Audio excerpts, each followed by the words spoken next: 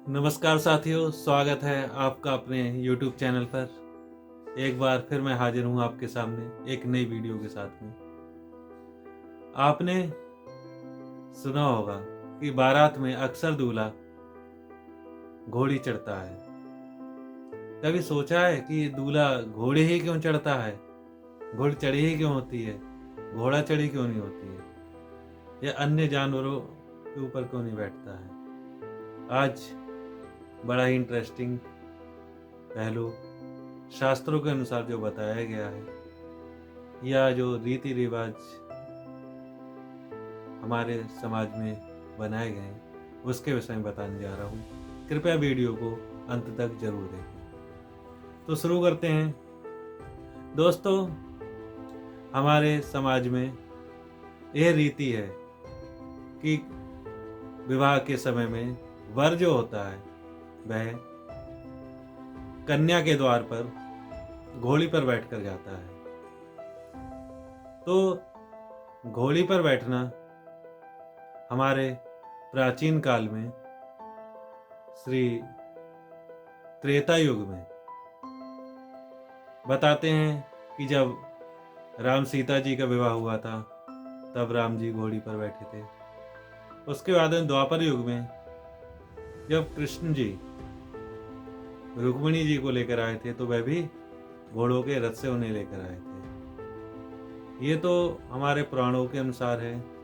साथ ही जो रीति रिवाज बनी है और ये क्यों बनी है इसके लिए हम बताना चाहेंगे। घोड़ी पर दूल्हा इसलिए भी बैठता है, देखा जाता है कि घोड़ी जो होती है बहुत ही चंचल स्वभाव की होती है। वह अन्य जानवरों की तुलना में बहुत ही चंचल होती है और जिस व्यक्ति ने उस घोड़ी को अपने वश में कर लिया यानी कि उस पर सवार हो गया तो समझ लो वह व्यक्ति परिपक्व बुद्धि का है, परिपक्व है, होशियार है। यानी कि वह अपना जो गृहस्थ धर्म प्रारंभ करने जा रहा है वह अच्छी तरीके से उसे संभाल सकता है। दूसरी बात, लोग ये भी देखते हैं कि जो व्यक्ति घोड़ी को अपने वश में कर सकता है, घोड़ी पर चढ़ सकता है, यानी कि वह व्यक्ति शरीर से भी शक्तिशाली है, यानी कि स्वस्थ है। तीसरी बात,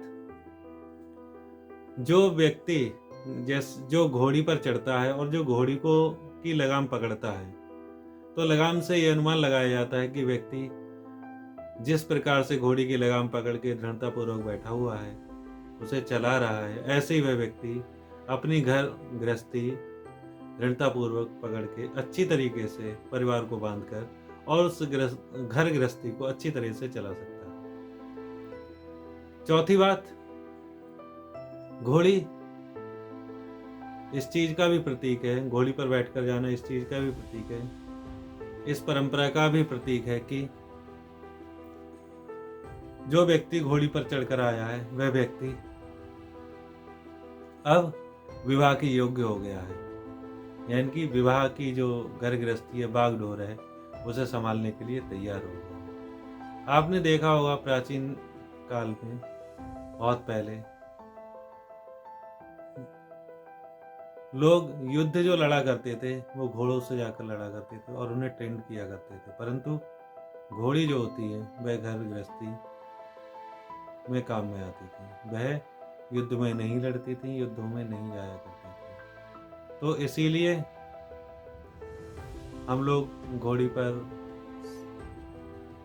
अपने वर के लिए यानी कि अपने दूल्हे के लिए यानी कि आप इसलिए बैठालते हैं ताकि हमारा जो बच्चा है या हमारा वर है या हमारा दूल्हा है वह घोड़ी पर बैठकर अपने रीति रिवाजों का पालन करें, अपनी परंपराओं का पालन करते हुए अपनी घर गृहस्थी को अच्छी तरीके से सुचारू रूप से चला सके। इसीलिए घुड़ सवारी की जाती है, यानी कि घोड़ चढ़ी की जाती है। धन्यवाद, मिलते हैं अगली वीडियो में किसी अन्य विषय के साथ। तब तक नमस्कार, जय श्री राम।